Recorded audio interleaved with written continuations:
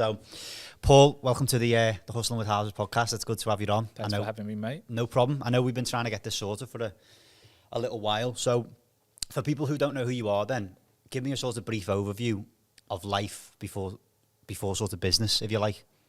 So, I came from a family of both parents working really, really hard, long hours. My dad was a chef and worked 2 jobs up in town. Yeah.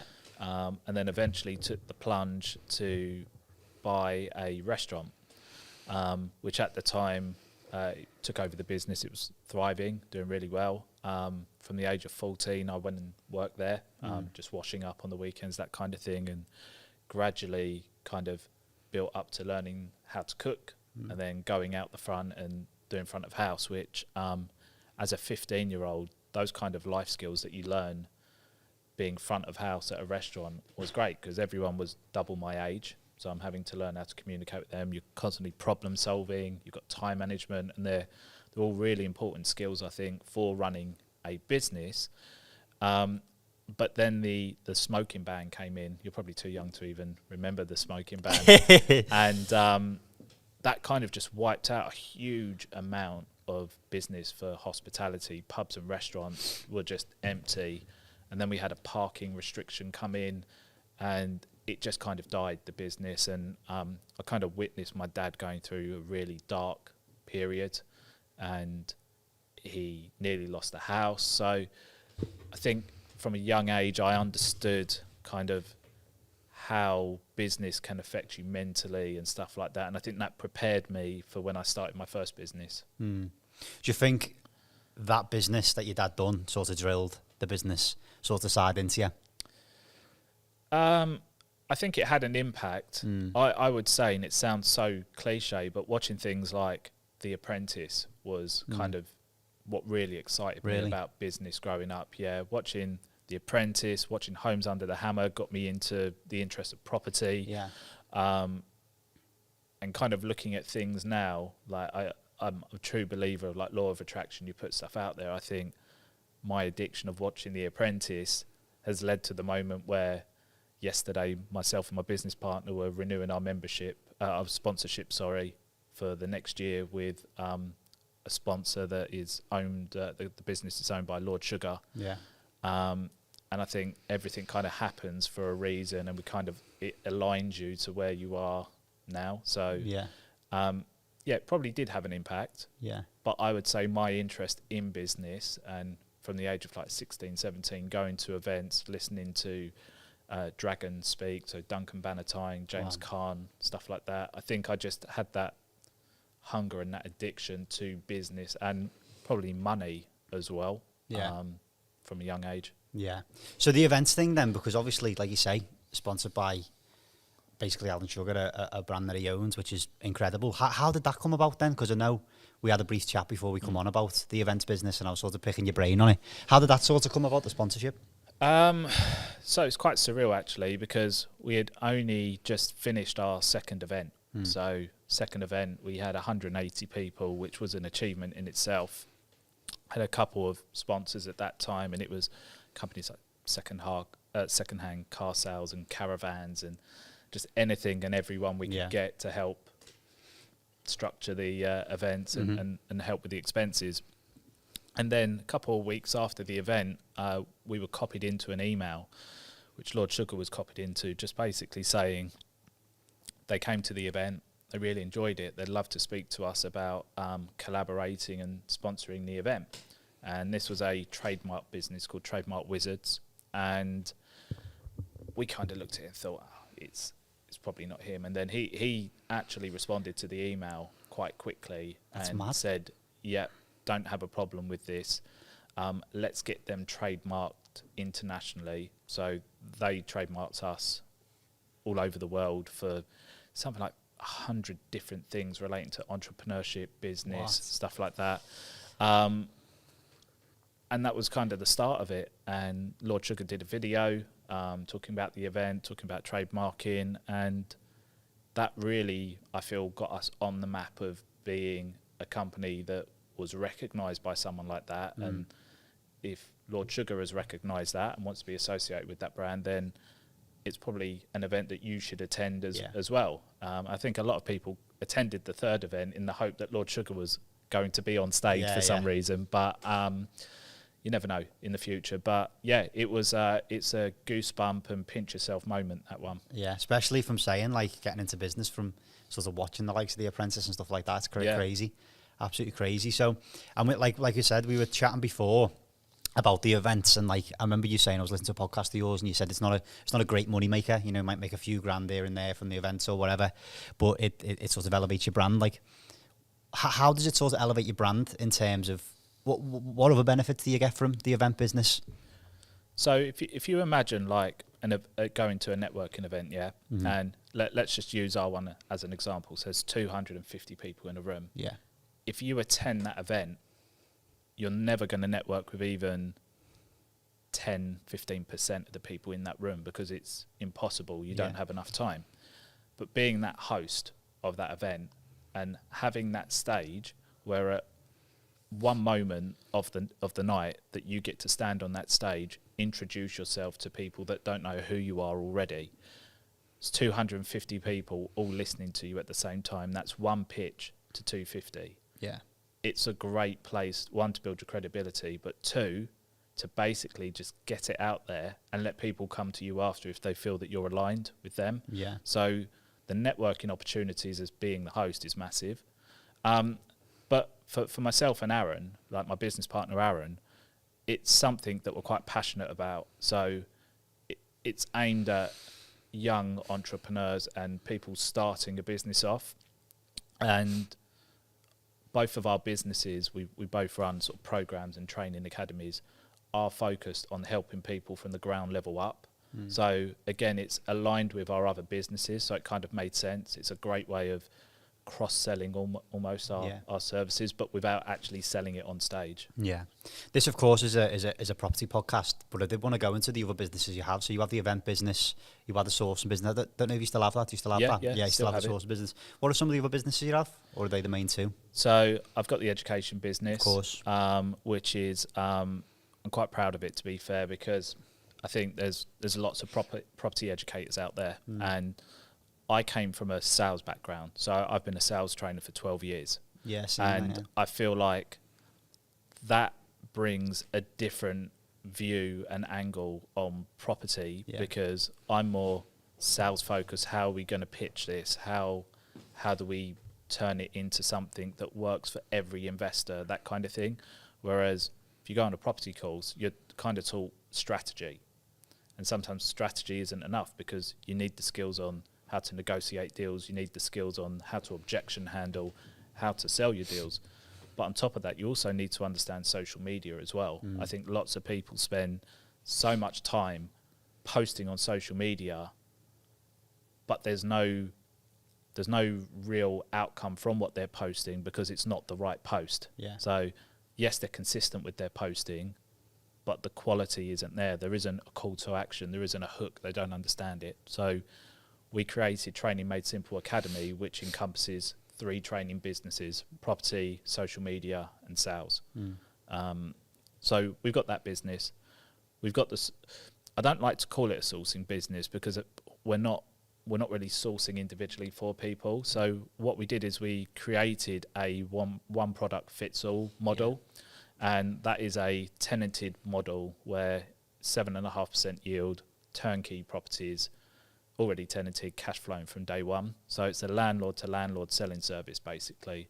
So lots of landlords put off selling their property because they don't want to spook the tenants, and the tenants move out and then they're left holding the baby with paying the mortgage. Or two, it's a struggle to sell a tenanted property because most estate agents sell based on the number of viewings they put out there.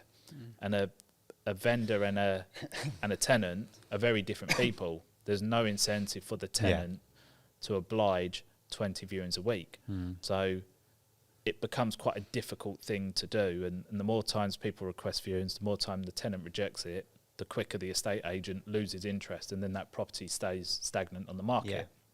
So we thought if we can create a business whereby we have landlords looking to sell tenanted properties and we have landlords looking to buy tenanted properties, we can sell them discreetly off market not spook the tenants. Tenants will work with us because we might only book 1 or 2 viewings as opposed to 2 a day, that kind of thing. And it took off. We really did well. But the problem last year with tenanted properties is that buy-to-let mortgages just weren't our friend. And affordability and the way they're valued right now is very different to the way home owner occupied properties are. So we're still running that business, but it's not my core focus right now until that buy-to-let market sorts itself out. Yeah. I knew this anyway. I knew that you had that business, and I thought it was absolutely incredible because every man and woman and their dog has a sourcing business, but it's your typical BRR, maybe, you know, HMOs and stuff like that. But that business that you've done is incredible. And I was listening to a podcast of yours recently.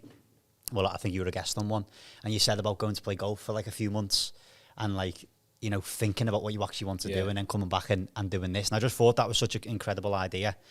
Because it's a problem, isn't it? And like you say, so are agents involved, or is this direct to landlord and then you sell into another landlord? Or how are you sort of sourcing the properties? Don't want to give away your secret sauce.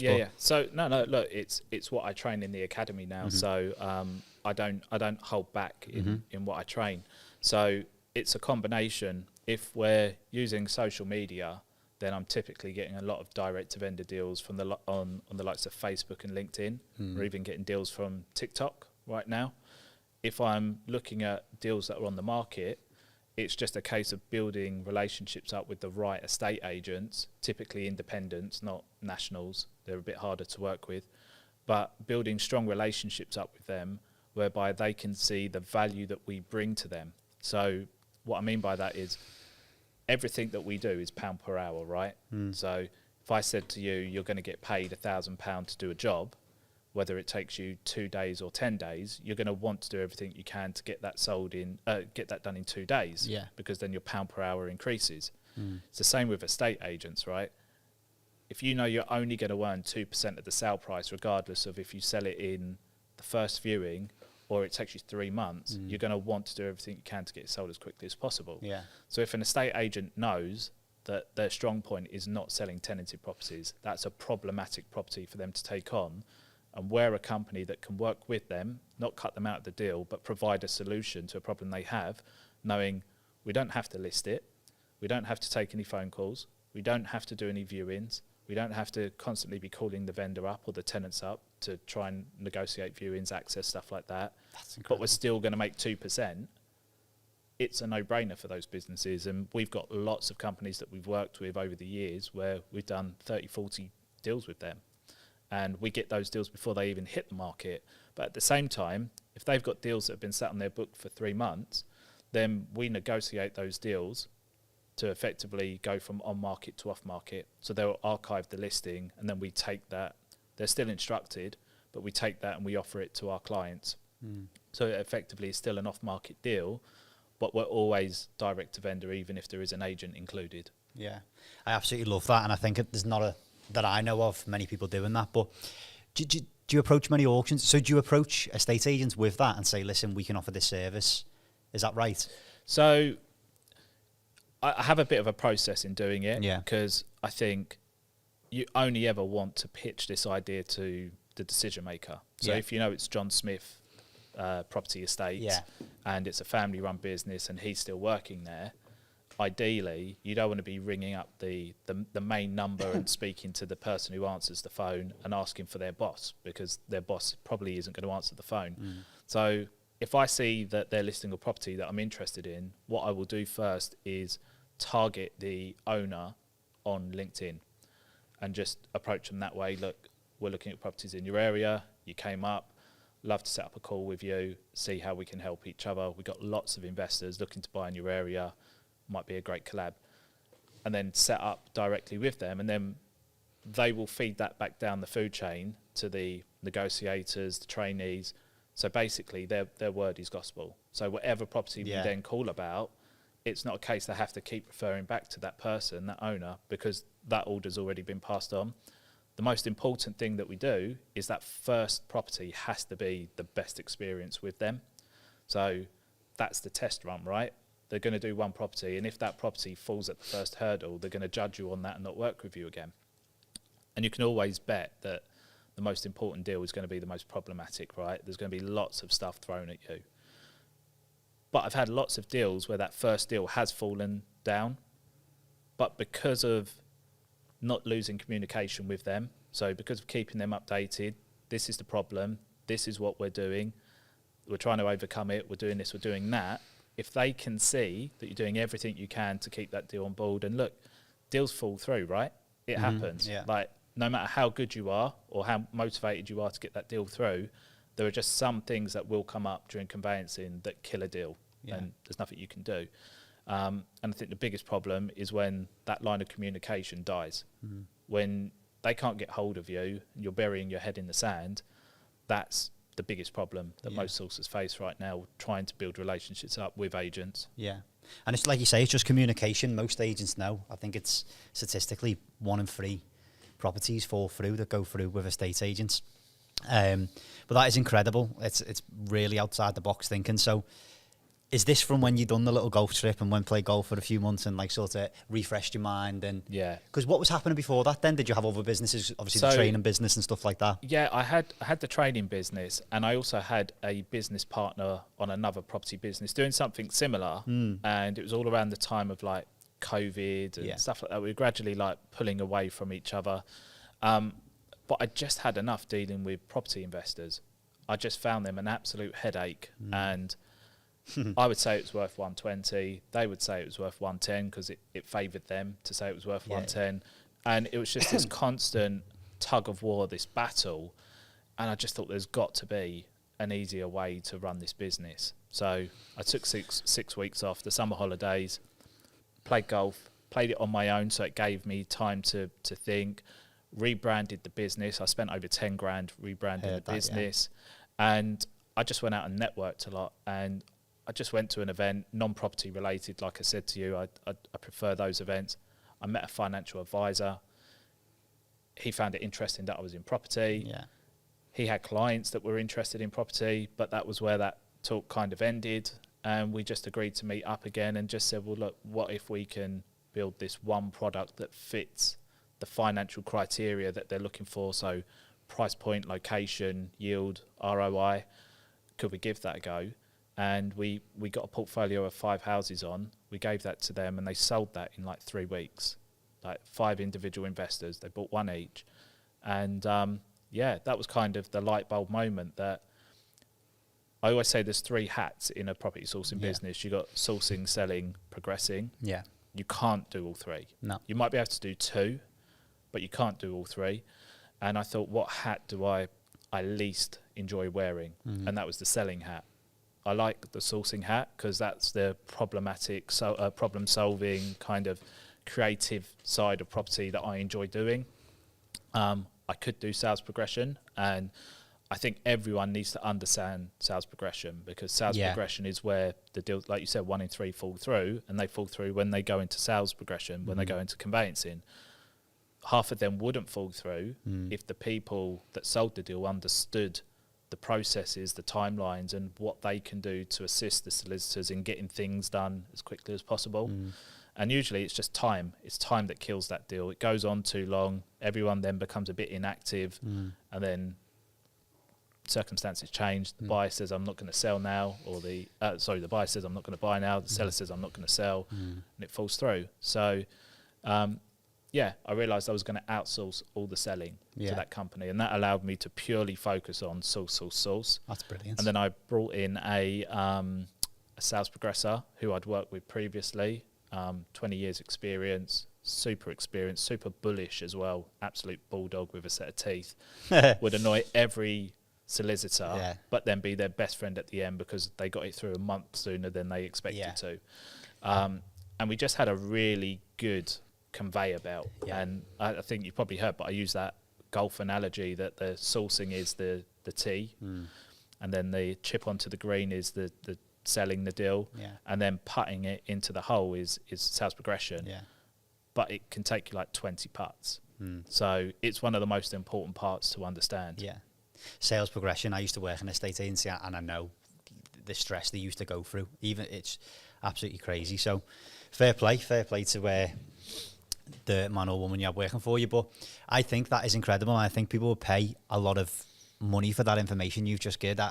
I heard it recently when I was listening to a podcast that you done, and you told that story, and I was just like, oh my God, that is incredible. No one's doing it. You've just took a different avenue. In terms of going, obviously doing the golf thing, having a thinking what can I do, and then even going to different networking events and just trying different things, doing things that people aren't doing. I don't know if we were on air or off air when we were speaking about this, but like you say, you go into these property events and it's the same people every time. It's like, it's half pointless because, you know, you're connecting with these people, but you're seeing them every month, and like you say, it's your competition basically. Yeah. So what are your thoughts on like property events then, in terms of would you still go with them, or? So I support certain property events that support me, and the ones that I tend to go to, one, are going to be local to me, and the main reason is if I'm ever travelling, it's because I'm speaking at one. Yeah. But the ones I favour to go into are the ones that I can actually sit there and enjoy, and not feel like I'm constantly being told to run to the back of the room and I can get a 10 grand course for £1 today. Yeah. So I think that's where a lot of events go wrong, is that they sell on stage, and I think the only thing that should be sold on stage is you. And if people like you and they feel that there's value, they'll follow you, and then they might see a bit more content, and then once they've seen enough content, then they'll be intrigued to buy from you if you're selling something. But it's kind of like going to the cinema and there being adverts. Like, it takes the fun out of the film. I think we're all blessed with like Netflix now, where there's no adverts, or if there's something we're watching on standard TV, we record it now so that we can fast forward the adverts. And that's how I see the pitches at some of these events. But like we spoke off air, not everybody has events set up the right way where they can take out the pitches and sell in the courses, because the courses are effectively the money that pays for the event. So I do understand it, but for me, I go to the ones that I can enjoy and not sit there and feel like I'm being pitched to. Yeah. So with your events then, how are you attracting these big guests? Because you've had mega guests like Rob Moore. You've had loads. How are you attracting these guests? So I guess it's just selling your vision. I think that's the main thing. Like, we have a very clear, so if we're talking about peak performance, we have a really clear vision of who our audience is, the demographic, age group, interest, stuff like that. We have a really clear vision of the actual philosophy around the event, why we're doing it. It's not a money maker for us. Every single event makes money, but we've never taken a penny out of it, because we just want to keep reinvesting it into a huge brand, a huge events company that we can leave as like a legacy behind us to say we built that. We're just launching a clothing brand. The clothing brand, again, isn't going to be a massive money maker, but it's going to be something else that's going to push the brand out there. So the bigger the brand is, the bigger the exposure, the bigger the collaborations you do and the associated people you work with, sponsors, Lord Sugar, that kind of thing. That all helps with attracting those bigger names. I think it's when you get those bigger names and you're not wanting to pay them, yet you're wanting to charge £200-300 tickets for people to come, and they kind of feel a bit like, well, you're making money out of my generosity. I think that helps. But the main thing is, I think because we're not a property event, a lot of people see that as a completely different, untapped audience. Yeah. And I think that's the main thing, is it's all about the audience and how the audience will react to them. And I think our audience is different every time. I'd say we have 50% loyal, 50% new every time. So there's always a fresh set of eyes on our speakers. Yeah. But I think the way that we promote our events, the money we spend on videography and getting some really cool videos done, I think that helps sell it massively as well. And they're not small events, they're quite big events, aren't they? It must be quite daunting. I couldn't imagine doing something like that. It's quite a scary thing when you think about it. Has it been quite scary for you, or are you know what? I imagine it's a buzz as well, like once it's done and everything's done, and a massive buzz. See, I look at it as not too dissimilar to working in the restaurant. And I think the thing with Aaron and I is we both know what hat we wear. So we know each other's strengths. So my strengths are the logistics of piecing all the bits together of the event. Aaron's really good at networking and getting the speakers on board and getting the sponsors on board. So I think because we've got completely different skill sets, but they're complementary, it makes it less daunting as opposed to if it's something you've never done before, then that imposter syndrome, that overwhelm, that fear of rejection will come in. I think because we're both quite confident in what we're doing, we've both got good audiences, it's not been too bad. Yeah. I think the first event, we had that butterflies. Is this going to work? Are we going to lose money?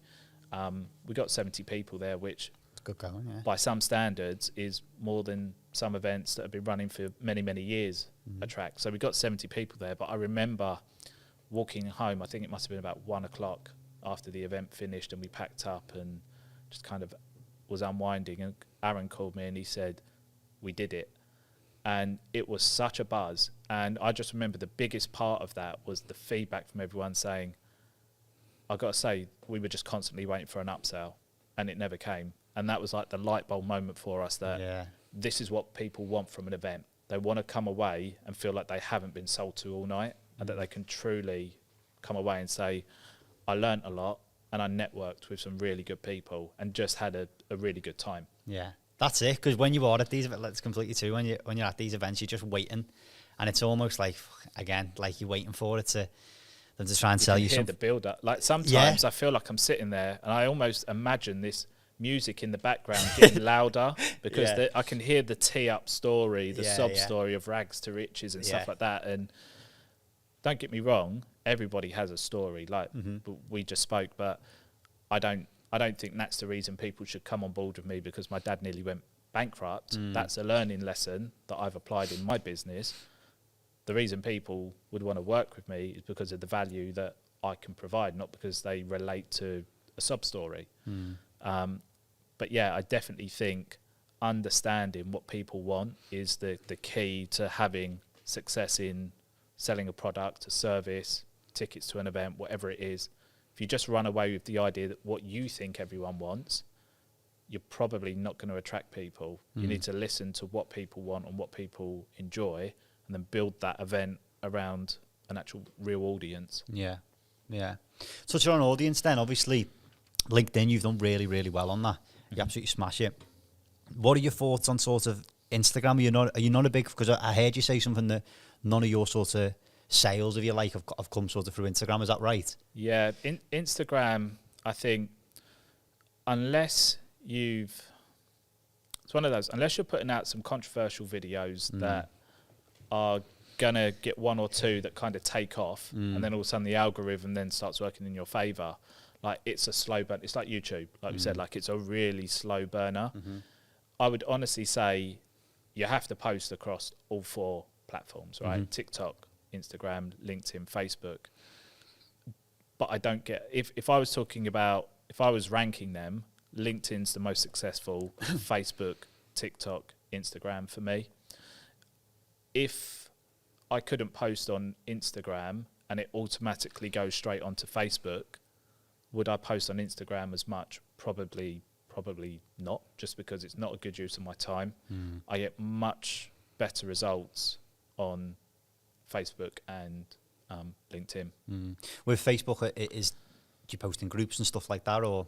Yeah, groups are great because somebody has spent time building an audience of 30, 40,000 people. And if you say something in that group that resonates with even 1% of the group, then that's a huge amount of people seeing your post, whether it's educational, it's inspirational, whether it's something that is like a call to action, maybe it's about an event or whatever it might be.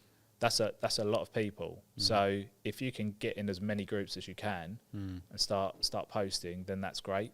Yeah. How do your posts differ then? I always ask this when people come on. How do your posts differ from sort of TikTok to LinkedIn or Instagram to LinkedIn? Does it change much? Or do you post the same stuff on each platform? So same message, but different language. Yeah. So obviously LinkedIn, I would always go with like a landscape post, and then the way that the wording would be is the first 3 lines are like the intrigue. So if there's only one line that's an intrigue or hook, then I'll press enter a couple of times to encourage them to read down. The language will be more professional. Yeah. Whereas Instagram would be a bit more casual, and then sometimes I mix it up. Facebook can either be the same as Instagram or it can be the same as LinkedIn. And then something like TikTok, it's just short, sharp and punchy. It's rarely much content on that video. So sometimes it's the same picture, but orientation's different. So like for obviously Insta, it's going to be square, but for LinkedIn, it will be landscape. For Facebook, it will be landscape, but then for TikTok, it will be portrait. Yeah. So it is adjusting them all, but with things like Canva now, it's really easy to do that as well. Yeah. So touching back then, because obviously, like I say, it is a property podcast, and it really, really inspired me and really interested in the sort of property business that you've created. If you were going back now, or even advice to me, because I get a lot of people now asking me, "Oh, are you sourcing? Are you sourcing?" And I do get a lot of deals sent to me, whether that's local estate agents or I do a lot of direct to vendor stuff, and I naturally get quite a lot of deals coming towards me. And if I can't buy them, I either pass them on to a friend or my mate, or my brother or whoever. But I'm always getting people asking me, "Oh, are you sourcing? Are you sourcing?" Going back to the start, well, when you had the sort of golf thing and all that, what advice would you give me now or anyone listening to start a successful sourcing business? So understand what your niche is. I think that's the main thing. There's one of the biggest problems with sourcers right now is that they're sourcing anything and everything for everyone and achieving very, very little. Yeah. So you live in Liverpool, but you've got John in Birmingham asking for land. You've got Tom in Newcastle looking for a block of flats. You've got Sarah in Lincolnshire that wants a 3-bed that she can convert into a 5-bed. You can't be an expert at everything. So the main thing is to understand your strengths. So if what you're saying to me is you're looking for, let's say your business is, we look for 2 beds that we can convert into 3 beds, so add value by adding a room. If that's your business, then you just want to start attracting an investor database looking for that same product as you are, but they just get the leftovers. Yeah. And then that way you've got people there all the time. You might be in a position where you can only afford to fund half of that property, and if you've got investors there, you can say, well, look, I haven't got this one to sell, but we could JV on it. And that's kind of like the same thing with me. I only ever talk about tenanted property, and because I only talk about tenanted property, I only attract landlords that want to sell that product, but then I only attract investors that want to buy that product. So John, Tom and Sarah won't contact me because they know that's not what I specialise in. Yeah. So you want that one clear message, what you do, to be the thing that resonates with people. And if you're doing it yourself as well, and you're constantly putting content out there, showing it, that will inspire people that I like what this guy's doing, I want to do a bit of that as well, and they'll get in contact. So understanding your niche is probably the most important thing. And then just kind of setting that boundary of, like, when is a deal for you and when is it a deal to pass on, and just like appreciate. And I would say have it as like quite a high threshold. So like for me, like an assisted sale, the threshold is a minimum of 200% return on investment. I don't think it's worth me doing anything that isn't going to be 200% return on investment. So if it's not at that, I sell that deal on. And I've had some that have been like 180. And I think if I move the goalposts on this deal, then I've kind of just lost all of that discipline that I've been building up. And then it just increases your profit margins. And I think you need that increased gap now because of the risk element, the unpredictability of valuers and what they're going to say your property's worth and what someone's going to offer for it. So I think you need that buffer. So even if I set out with a deal being 200% return on investment, there is still a chance that I might only net 100% if it's downvalued or if I don't get the full asking price. So I think any movement on what your kind of bottom price is just kind of restricts your profitability, and I think you just need to be strict with that. Yeah, that's interesting. I like the bit about the niching down as well, because I don't know how much would you say niche down in terms of, like you said, someone maybe converting 1-bed flats to 2-bed flats. I've done that a couple of times and it works really well. Is that like and would you say obviously that's a niche, but niche down that much? Like obviously you do tenanted properties, but that's quite it's not a big niche, but do you know what I mean? Does that make sense? I think it depends how much time you can give it, right? So if you're saying, like, right now, I am full on 6 days a week, doing all the properties that I'm currently working on. If you can't give it any more time than you're already giving it, then it literally has to be the same as your criteria. Yeah, that makes, yeah. If you say, well, look, I've got a team now and I'm only doing this 3 days a week, so now I have 2 days a week to focus on another business, maybe you're going to podcast one day and spend a day sourcing, or you could probably broaden it a bit to maybe like general conversion, so things that could go from 1-bed to 2-bed flats, 3-bed houses to 5-bed HMOs. Maybe you're known as the person for conversions, that kind of thing. Even a house to flats. It's just ideal properties to be converted rather than refurbished. But again, everything is specific, like to that person. It's so hard to give a set piece of advice and it be generic enough to be the answer to everyone's question. Yeah. I think it's always like, I get a lot of sources say to me, how long do you think it will be until I get my first deal? It's an impossible question to answer, right? Mm-hmm. Are you working full time? Are you doing this just weekends and evenings? Are you doing this full time? Are you scared of picking up the phone and speaking to an estate agent? Are you active? Do you have your investor database? Are you confident? Like, there's so many variables involved in it. It's an impossible question to answer. It's not until you get to know someone and you understand their background and their circumstances that you can answer that question. Yeah. So for you, I would say just try and keep it so that you're not doing too much outside of your bread and butter, but have it as that add-on business. And look, in a year's time, you can always expand that. It might become, I mean, like, my biggest intake of mentees right now are not newbie property sourcers, they're tired landlords. So they're landlords going, this 18-year-old's just been on a £1 course and he's just charged me £3,000 to find me a property. Now I own this property in Liverpool for £100, which brings in 600 quid. I net 250 a month. That's £300 a year. And it's got 35 grand of my money in it. I may as well just start selling these deals on and making 3 grand without any liability whatsoever. And that's what I'm seeing now. There's lots and lots of people like you that you say, I'm doing it, I'm a landlord, but I'm getting more deals than I can take. But at the same time, is it really worth me putting my money into it? And is it really worth me taking the risk? And I can earn an annual rent just by selling the deal on. And I could do, like you said, maybe 2, 3, 4 a month. It's good money. 12 grand, that's more money than they're probably seeing annually net in their property portfolio. Yeah. It's interesting. And again, off air, we were talking about the buy-to-let thing, where the turnkey buy-to-let, obviously if you're a high net worth individual and you want to place your money somewhere safe, beat inflation and whatever, but putting 30 grand into a property to get net 200 quid a month, is it really worth it? It is mad when you actually think about it. Yeah. And that's a 100% occupancy, no void, and the boiler not breaking or the fence not falling down. Like, you think £3,000 for a whole year's worth of maintenance doesn't go far at all. Like, one bad month could wipe out 2 years' profit potentially. 100%. And that to me, I'd be sitting there just thinking, what am I doing this for? Yeah. One thing I did want to ask as well, again, I've heard you speak about in the past, is your sort of average fee as a sourcer. Your average fee compared to like your average sourcer, like we spoke about before, is incredible.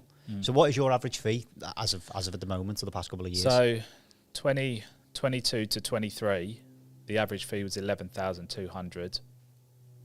I don't know what it is on 23 to 24 yet, because we're not at the year end, and it won't be near that because we really had a lot of down valuations which reduced our fee.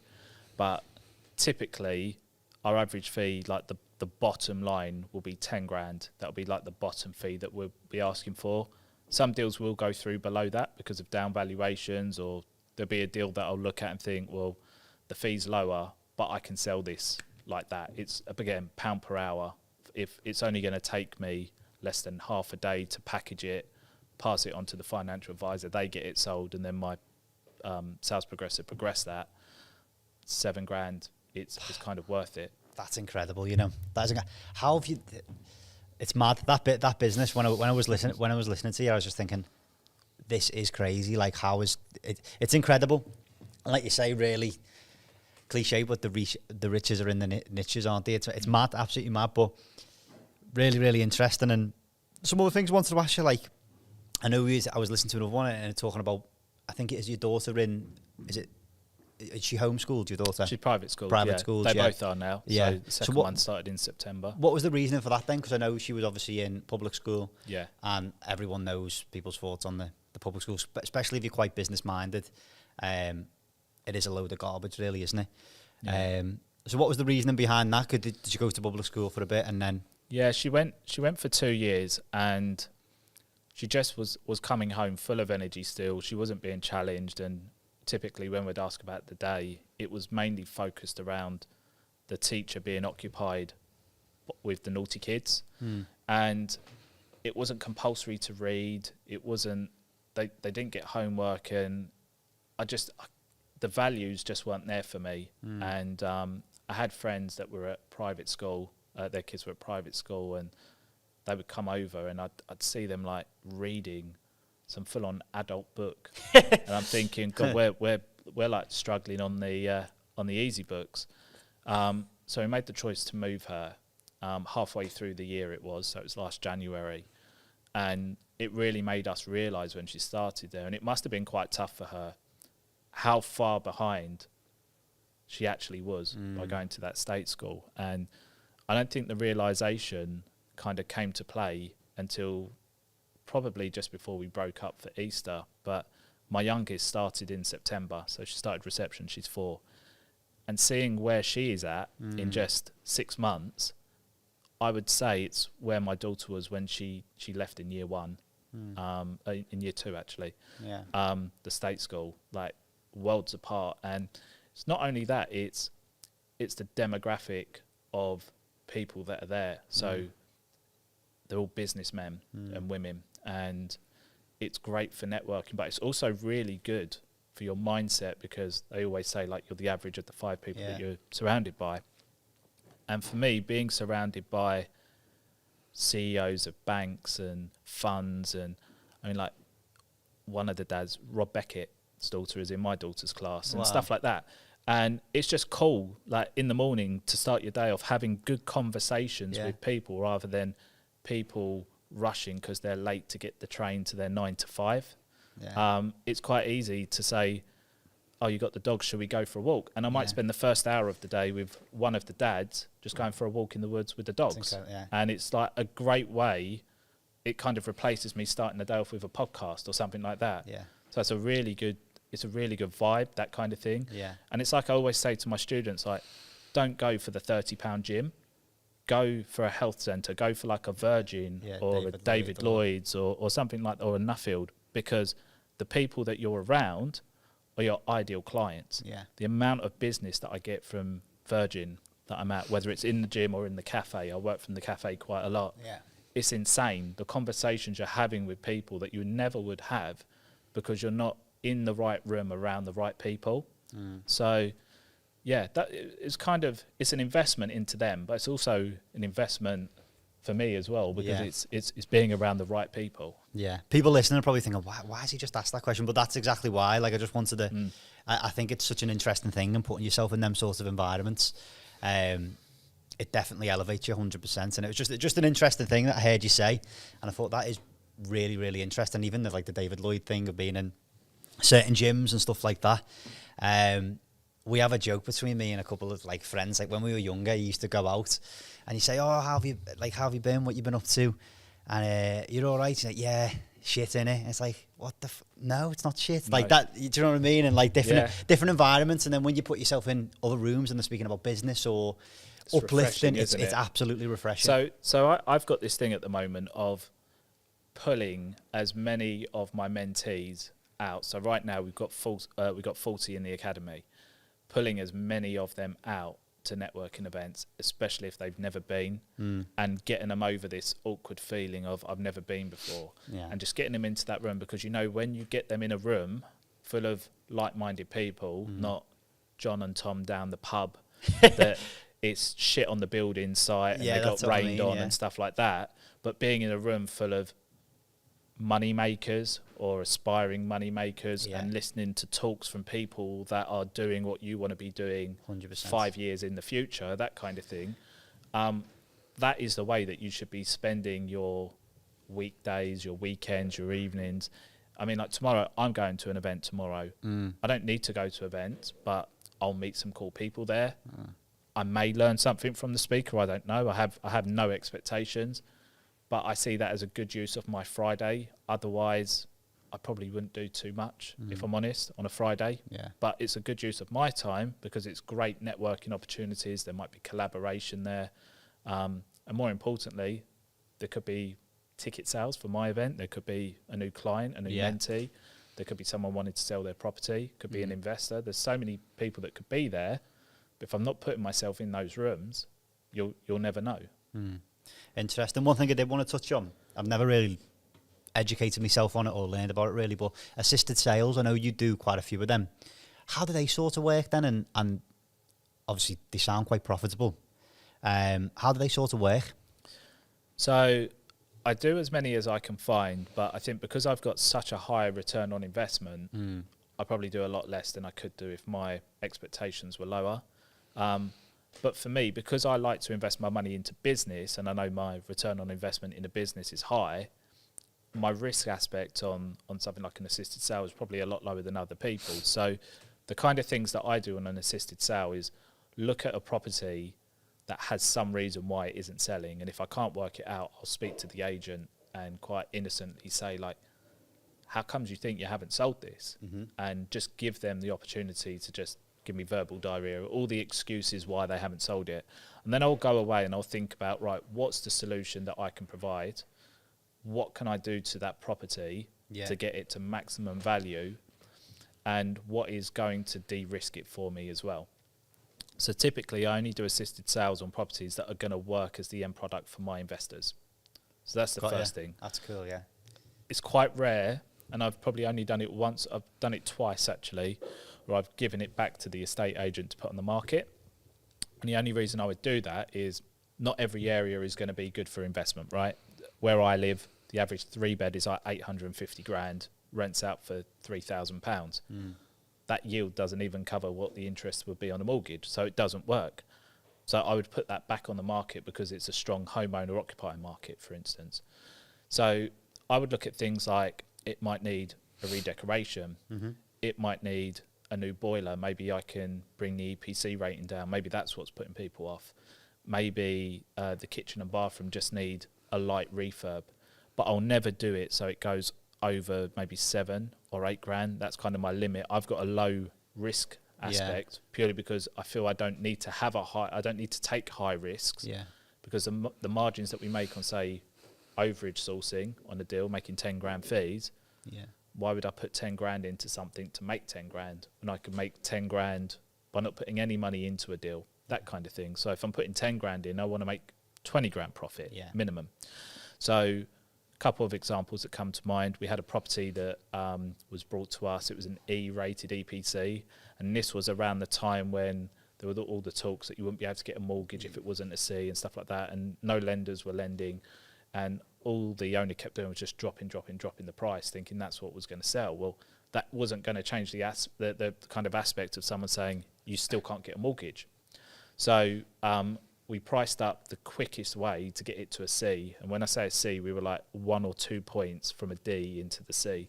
And it was to get a new boiler, change the thermostat, and change the light bulbs. And the light bulbs was that one thing which was like, it just took us a couple of points over. And I think in total we spent like 3.5, 3.7 on it. It was absolutely nothing. And we made 16 grand profit after we got our money back. And that turned around in 2 months. And even before we started doing the works, we'd already placed a buyer on it. So we'd already, because there was nothing visual that was going to change, we just said to them that you're going to get a new boiler, you're going to get a new thermostat, and you're going to get, it's going to be more energy efficient. We're going to get it down to a C. You can have it for this price. And that price was the end value price, the original listed price. And that one worked really well. It's incredible. Another one was just literally changing the lime green, the orange, the terracotta walls. One of the walls, which was a bare brick wall, had been painted pink, and someone had gone round it with a black Sharpie and drew the brick outlines. Like, people couldn't see past it. 5 days, 50 litres of white emulsion, a shower screen put on, and just doing a fence, like really minor things. Wow. We made 26 grand for like 5 grand investment. That's incredible. And again, that was a turnaround in 3 months. And obviously there's more to it. So we offered to pay for their, we offered to pay for their mortgage payments each month, which were interest only. So it was like £180 until it's sold. The one with the boiler, we paid for the tenants to stay in a hotel for 2 nights while that was done, because they wouldn't have any hot water. So there's lots of, like, again, creative ways of doing it. Sometimes you might have to offer an incentive. You have to pay for their legals, or maybe you pay for their early repayment fee on their mortgage, whatever it might be. But because you're always making it a minimum of 200% margin, you've got that kind of flexibility. But I see so many people out there doing it, and they're like, so what profit share do you do with the owner? And I'm like, well, none. They're not taking any risk. And they're like, oh, right. Well, you don't give them any money. Like, we give them 50%. And I was like, for what? Like, you're helping them. You're providing a solution to them. If they're happy to accept 100 grand, whatever price you get, because you've invested your money and you've taken that risk, because there is still risk attached to it, right? If you say, my contract's for 12 weeks, and you don't sell that in 12 weeks, or you don't find a buyer in 12 weeks, you just spent a load of money on someone else's property, and you don't get any return for it. So there are risks, but that's where you only make the calculated risk. So like I said, small margins, small investments for maximum margin. And the other thing that I would say as well is obviously niching it down so you know it attracts your investor base already. That's interesting. Very interesting strategy. I've heard about it, but I've never really seen many people doing it or doing it successfully. But that's very interesting. So, Paul, thank you so much for coming on. I really appreciate it. Obviously, you've got your events.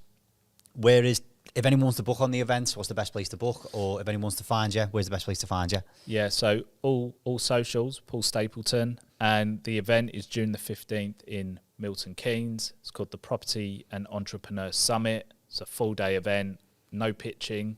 It's a no-pitch promise.